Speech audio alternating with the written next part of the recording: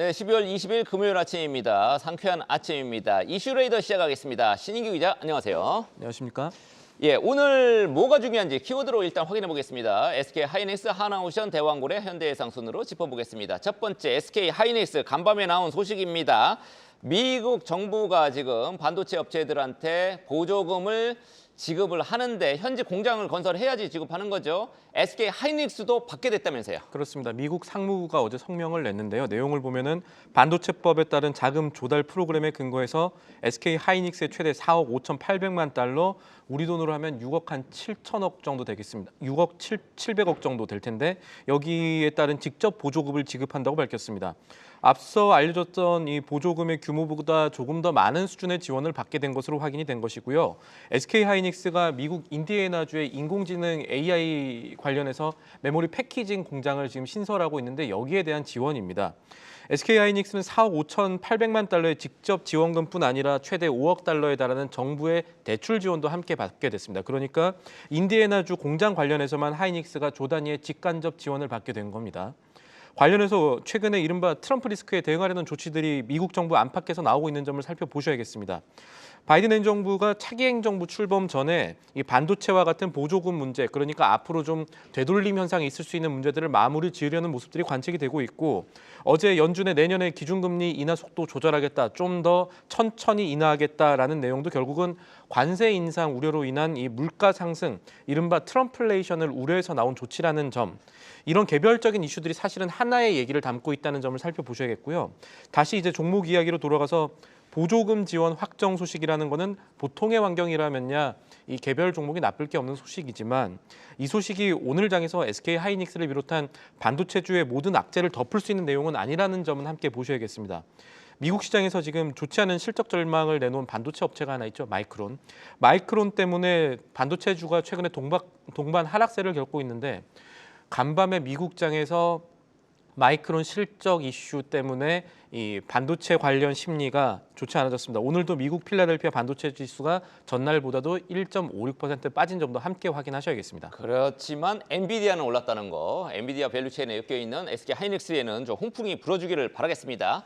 주요 반도체 업체 중에 삼성전자만 아직 보조금 확정 못 찍고 있는데 곧 받겠네요. 지금 이 SK 지금 기조가 들려왔고. 맞다면 이대로 갈 수 있다라고 보셔야겠죠. 예. 네, 좋은 소식이 금방 들려오면 좋겠습니다. 두 번째, 한화오션 얘기입니다. 우리 방위사업청하고 호위함 본계약을 체결했다. 무슨 내용입니까? 어제 공시가 장 마감 때 나왔습니다. 하나오션이 방위사업청과 오는 2030년 말까지 울산급 배치 1, 2범항 검조 사업에 대한 본계약을 체결했다 이렇게 공시를 했습니다. 전체 규모는 8,400억 원 정도 되고요.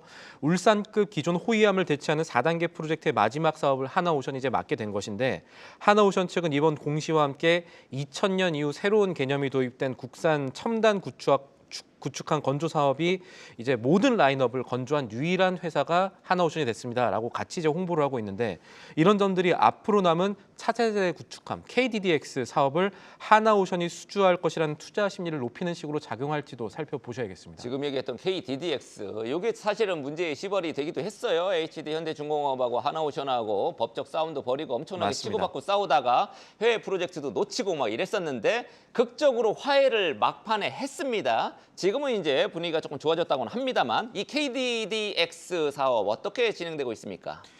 투자자분들 많이 아시겠지만 그래도 다시 한번 차근차근히 짚어보면 한국형 차세대 구축함 KDDX 사업은 전체 한 8조 원, 7조 8천억 원 규모의 사업이고 우리나라 미니 이지스함으로 볼 수 있는 6톤급 이상의 구축함 6척을 건조하는 사업입니다. 아, 굉장히 대형이네요. 그렇습니다. 지금 현재 하나오션과 HD 현대중공업이 경쟁을 하고 있고요. 절차를 살펴보면은 산업통상자원부가 현장 실사를 지금 이제 해야 되는데 현장 실사를 통해서 한 곳을 방산업체로 지정하고 방사청이 이 방산업체로 지정된 곳과 수의계약을 맺는 것이 기존의 관례였습니다. 그런데 앞서서 이 사업의 기본 설계를 수행했던 HD 현대중공업이 하나오션의 설계 관련 정보를 빼왔다, 군사기밀을 유출했다, 이것으로 보안 관점을 받아서 물밑 수주전이 굉장히 치열한 상황입니다. 올해 안에는 산업부가 방산업체를 지정하겠다는 방침인데 산업부가 한화오션과 현대중공업 두 곳을 모두 방산업체로 선정할 경우에는 경쟁 입찰에 들어가게 되거든요. 그리고 산업부는 현재 한화오션은 어제부터 실사에 들어갔는데 현대중공업은 서류 보완이 좀 미비한 이유로 아직까지 실사에 들어가지 않은 것으로는 확인이 되고 있습니다. 그런데 이런 시점에서 지금 업계에서 흘러나오는 얘기가 좀 살펴볼 만한데요. 현재 안 그래도 국정 공백 때문에 사업이 좀 늦어지는 측면이 있어서 어쩌면 사상 초유의 공동 건조, 그러니까 이 8조 원에 달하는 사업을 현대중공업 세 척, 그리고 옛날 대우조선해양이죠, 한화오션이 세 척 이렇게 나눠서 수행할 수도 있다는 얘기가 지금 나오고도 있습니다. 이번 주에 석종건 방사청장이 이 방위산업체 업체들 한화오션이라든가 HD 현대중공업, 하나솔루션 CEO들 다 불러서 회동하는 자리가 있었는데 이 회동 이후에 이런 얘기들이 들러오고 있다는 점도 살펴보실 부분이겠습니다. 그것도 하나의 아이디어, 좋은 아이디어 중에 하나인 것 같습니다. 지금 HD 현대중공업에 비해서 하나오션 주가가 참 못 가고 있는데, 오늘 어제 공시에 나온 방위사업청하고 호위안 본계약 체결한 걸 계기로 해서 조금 반등해주면 좋겠습니다. 세 번째 이슈는 대왕고래 프로젝트입니다. 오늘 새벽에 탐사 시추에 석유공사가 돌입했다고요? 네, 그렇습니다.